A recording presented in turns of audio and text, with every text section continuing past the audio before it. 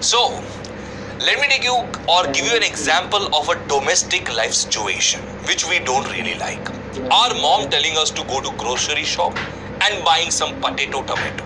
So here we are with the idea of potato and tomato, 10 kgs, nicely put on crate. So what you do is, you pick it up, you tell the banya, bhaiya isko thaili mein dalo. Bhaiya puts in thaili, bhaiya take the thaili outside and you take it away. Now, considering the fact that even the plastic bag has a mass like 10 grams or something, you expect that the whole mechanism is of 10 kilogram and 10 grams, 10.10. So let's have a look.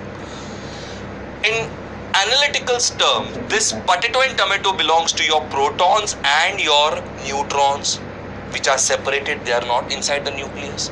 When you put them inside the plastic bag, then it becomes your nucleus. So what you expect is the nucleus mass has to be more than 10 grams, 10 kilograms. So if I say it is more than 10 kilograms, in reality the weight is 8 kilograms. Quite shocking. Are the number of potatoes, tomatoes smaller? No, the number are same. So what happened? When your mom asks you what happened, you are like, duh, even I don't know. I really don't know how it came to be so. So my dear students, let us recall this formula. Now this formula seems to be very vague and very shabby and very lengthy, but it's a very simple one. This so-called MP is your mass of proton. Z is nothing but the number of protons. So mass of one proton into Z, that is total number of proton, gives you total mass of proton. Similarly, A minus Z is nothing but your mass of neutrons, and Mn is nothing but the mass of one neutron. So A minus Z Mn gives you the total mass of neutrons, correct? And Mn is the mass of nucleus. So what happens is, potato plus tomato when put together, that is the whole bracket. When you subtract it from the bag of potato tomato, that is mass of nucleus, you get 2 kg. That 2 kg is called as your mass defect. So idea is very clear. Now let us put a similar idea in a normal formula form. Okay, the statements and everything is one and the same. The difference of the actual mass and the constituent nucleons is nothing but your mass defect. So if I have a look at the formula is Z times MP plus A minus Z Mn bracket minus of mass of nucleus, where delta M is your mass defect, Z is nothing but your ZMP is your total mass of proton, A minus ZMN is nothing but total mass of neutrons, and M is nothing but your mass of nucleus.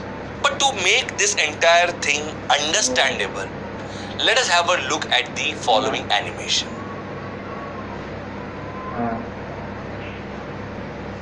So here we are putting the alpha particle on one end of the beam balance. So the beam balance goes down and the other one rises up.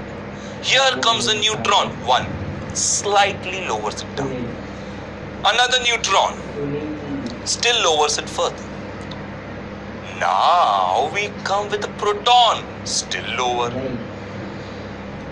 And we bring last proton, still lower, and now you'll find it going more and more lower. So that's the whole idea of mass defect, which was clearly depicted. So what happens to this mass, where it goes? According to Einstein, E is always equal to mc squared. Nucleons are bounded together by nucleus with a very strong nuclear force. So the energy must be supplied to the nucleus to separate them. That is called binding energy. So mass of nucleus is less than the sum of mass of constituent nucleon. So the difference in the mass is used as the energy to bind them together. Okay.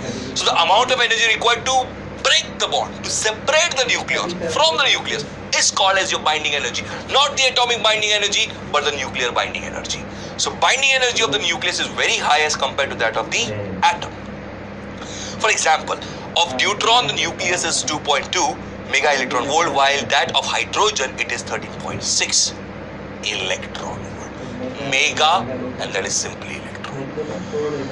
Binding energy of nucleus can also be explained in terms of delta M. See, energy is always equal to mc square, which you have already studied in our previous slides. Mass energy relation. Hello. So, delta M is the mass defect. Putting the formula of delta M, Zmp plus A minus Zmn minus the mass of nucleus into c square. That is the whole idea of binding energy, which is expressed in Joule. Okay? So, binding energy per nucleon is nothing but the binding energy per atomic mass number. So this is the complete picture of binding energy and mass defect. See you all with the spectacular surprise in my next slide.